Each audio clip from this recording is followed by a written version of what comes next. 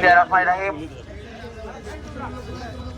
বিএনপির ভারপ্রাপ্ত চেয়ারম্যান জনাব তারেক রহমানের নির্দেশক্রমে এবং আমাদের দেশনেত্রী বেগম খালেদা জিয়ার নির্দেশক্রমে আমাদের এই রমজান মাসব্যাপী ঢাকা মহানগর উত্তর যুবদলের 26টি থানা, 71টি ওয়ার্ড এবং 620টি ইউনিট ইফতারি সামগ্রীর আপনাদের মাঝে যে বিলিয়ে দিচ্ছেন আমাদের সেই ভারপ্রাপ্ত চেয়ারম্যান জনাব তারেক রহমানের নির্দেশক্রমেই এই ইফতারি আয়োজন এই রমজান মাসব্যাপী ওনার নির্দেশক্রমে আমরা করেছি।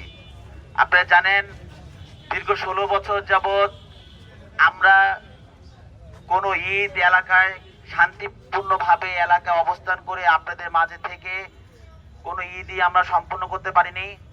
মহান আল্লাহ তাআলার অশেষ রহমতে এই স্বৈরাচারী সরকারের যে পতন হয়েছে, আমরা জাতীয়তাবাদী যুবদল, জাতীয়তাবাদী দলের সকল অঙ্গ সংগঠনের নেতাকর্মীরা আমরা আমাদের পরিবার, সন্তান, ভাইদের সাথে, মা বাবাদের সাথে এবং আপনাদের সাধারণ মানুষদের সাথে ঈদ করা এবং এই রোজা সামগ্রী ইফতার বিতরণ করা এবং ইফতারি করার তৌফিক মহান আল্লাহ পাক দান করেছেন।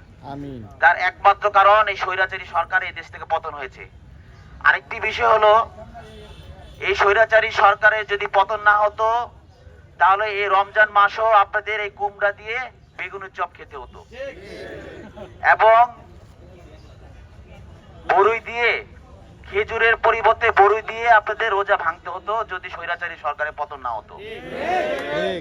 এবং এই রমজান মাস ব্যাপী বিগত 16 বছর যে স্বৈরাচারী সরকার ছিল, আপনারা দেখেছেন রমজান আসলেই তেলের দাম বৃদ্ধি, পেঁয়াজের দাম বৃদ্ধি, তারপর কাঁচামরিচের দাম বৃদ্ধি, যত রমজান সামগ্রী যত জিনিসপত্র আছে সবগুলি দাম অটোমেটিক বৃদ্ধি হয়ে যেত। সিন্ডিকেট এই মুক্ত তারা করতে পারতো না। এবার দেখেছেন পেঁয়াজের দাম কত আছে, 30 টাকা, 40 টাকা থেকে 30 টাকার মধ্যে পেঁয়াজের দাম আছে। গত বছর কিন্তু আমরা 300 টাকা করে পেঁয়াজ খেতে হয়েছে রমজান মাসে।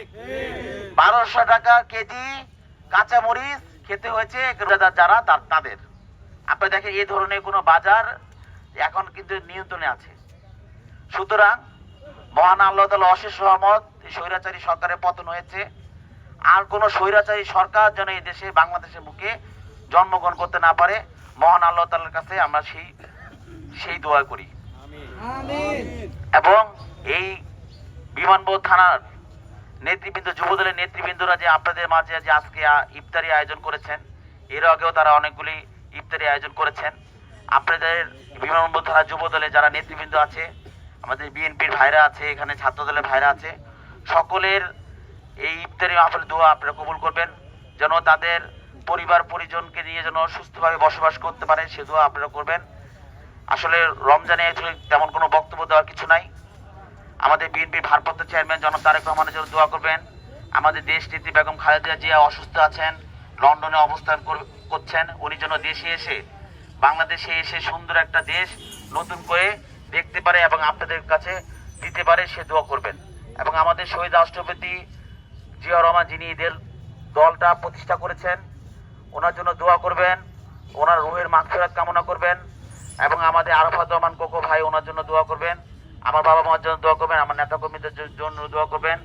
এবং জুলাই আগস্ট আন্দোলনে এবং বিগত 16 বছর আন্দোলন সংগ্রামে আমাদের যেসব জাতীয়তাবাদী দলের ভাইরা ইন্তেকাল করেছেন এবং গুম, খুন, বিচার বহির্ভূত হত্যাকাণ্ডের শিকার হয়েছেন, লাস্ট আন্দোলনে জুলাই আগস্ট আন্দোলনে যে পঙ্গুত্ব বরণ করেছেন, যাদেরকে হত্যা করেছেন, সকলের রুহের মাগফিরাত চেয়ে আপনাদের কাছে দোয়া কামনা করছি।